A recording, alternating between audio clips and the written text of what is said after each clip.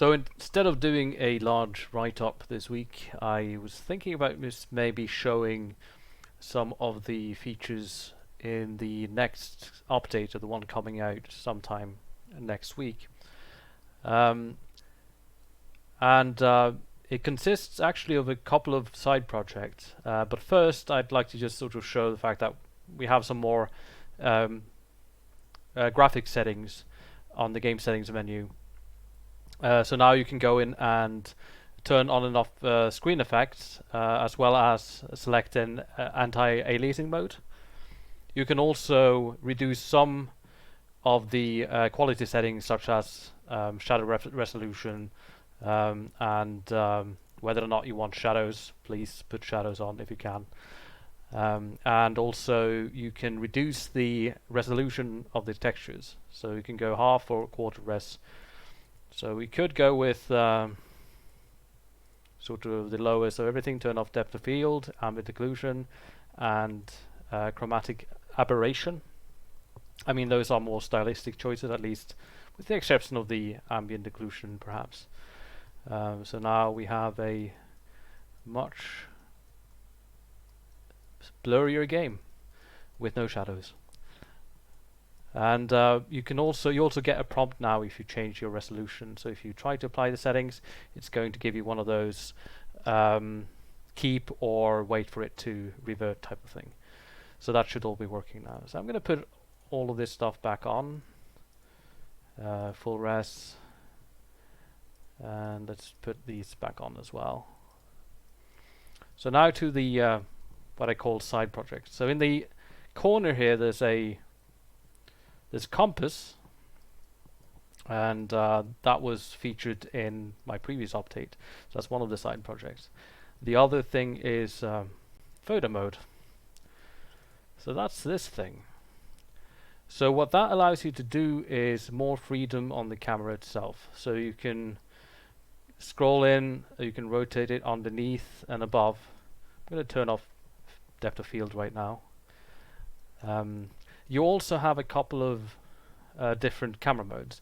So I'm going to show off the normal cam and the free cam. The free cam is more like a driving cam, so you can use your WASD keys to move around, and also hold down your right mouse button to sort of rotate the screen, which is going to allow you to place yourself pretty much anywhere in the scene. And once you've done that, you can go in and you can sort of change the exposure. You can also change the field of view while you're in free cam, and you can re-enable depth of field and set an aperture, and then the distance, so you can sort of have a little bit more control over the depth of field for taking photos here. And with that, you can also go into the atmosphere settings and change the time of day as you would in the other settings, and these do not affect the board, so these are local to the photo mode. You can add like a post-processing effect, and let's go over here and go back and set in the focus, something like that maybe. Yeah, and you can also set the fog density, but in addition to that, you can turn the fog on and off in the photo mode. There's also a setting here for setting specific anti-aliasing for the photo mode, in case you want something that's a bit nicer when taking pictures. You can hide the UI hitting H, and you have the vignette and chromatic aberration.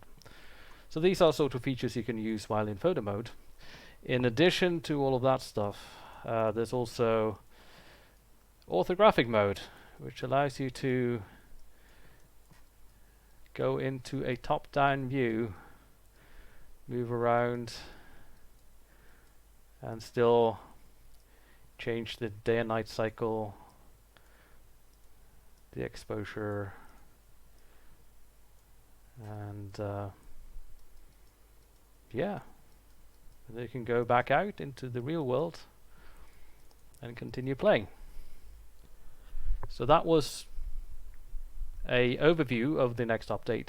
There's still some things that I need to do to finish this up, but I expect it to go out mid to late next week. Thank you.